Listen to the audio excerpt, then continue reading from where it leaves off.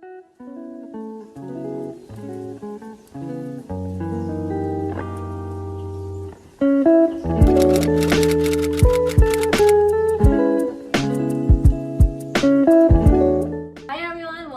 to my channel. My name is Claudine and today let's talk about this newest line of product from Modest. So, disclaimer lang, this is not a sponsored post.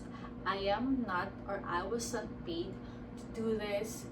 Pero from my heart, I really love this product and this brand. Tinake time ko talaga na gawin to because I am so thrilled by this newest line of product that's called Body Adapt Long. So basically, it says that it contours to your body so that you can move freely, and it's first off longer as the name says. And yun nga, I have actually opened it para makita nyo yung comparison because actually very timely to because it's my period day today, and then yun nga, kaya nga ginawa ko yung video na to because I have something to share. And then this is the comparison. This is the normal Modest and this is the newest product line or line of product from Modest. And as I told you, I am a Modest girl, so this is baby din siya. Ayan ang evidence na Modest talaga ako ever since I got my period. To be honest, I actually tried jumping from different brands, minsan tampons or whatsoever, but I always go back to Modest, especially this Modest because doon ako young and then allergic ako sa iba, and then I love cottony soft because it doesn't irritate my feminine area. And then so when I discovered nga na may ganito sila ngayon, I am so thrilled na wow, perfect yan sa akin kasi to be honest, malikot ako, so may mga times na nagli-leak yung blood, yes, blood, period time, sis. So, nagli-leak yung blood, which is irritate. Kasi nga, malikot ako, and then, when I discovered this product, it says that it contours to your body so that you can move freely. Also, when I check it out, yun ang discovered ko, it has deeper contours, malas malalim ang kanyang contours, and iba ang kanyang shade, medyo, how would I say it? Like, if this is parang plain rectangle something, this is a little, how would I say this? Basta ibang kanyang shape, ayan, hindi ko ma-describe, tingnan nyo na lang.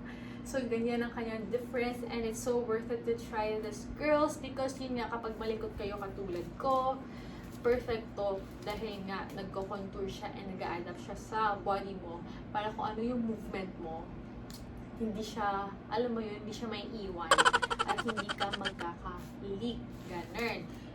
And they also send me this, mga workout stuff, kaya nga nakapang ganito ako. And then, ayun, resistance band, towels, mat, all this and that.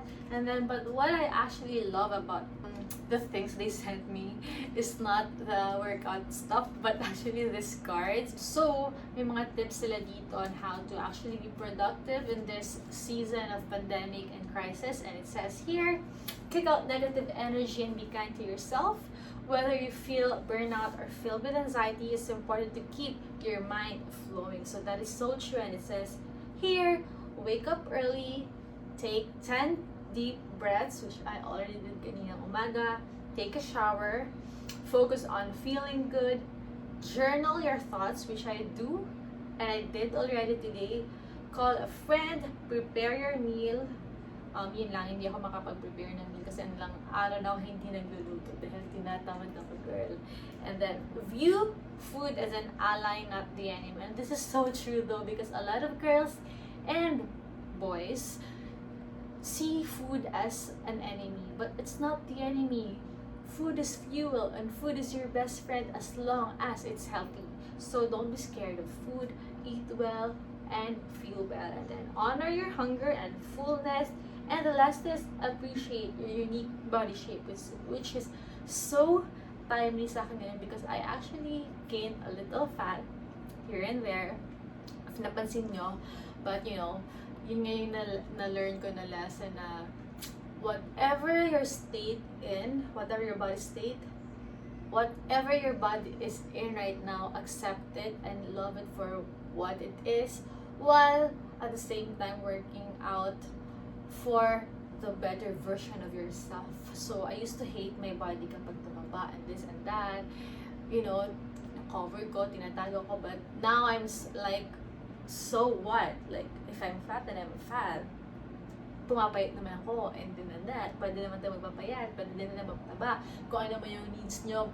But the first step is accepting and appreciating your progress, appreciating your body shape, and wag kang mainggit sa mga body shape na nakita niyo sa social media because they might not be that in real life. So, alam mo yun, Photoshop, angles, and all this and that.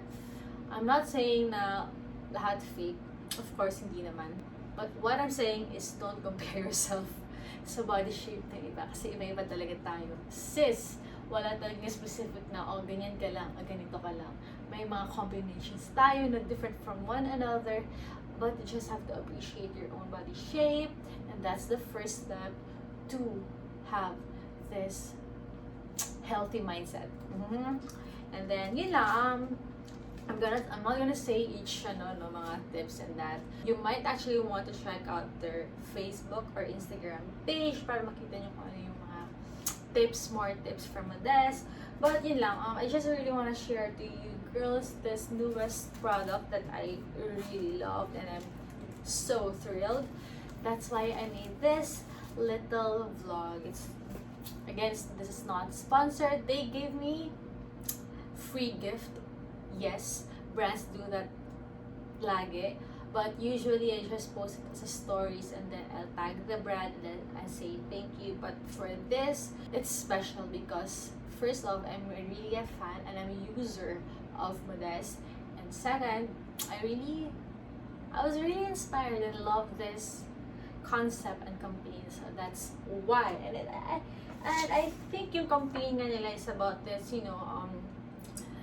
limited movement because of today's happening and what's happening in the world. So, kaya nga ganon, wag mo ilimit yung sarili mo porket may pandemic and this and that.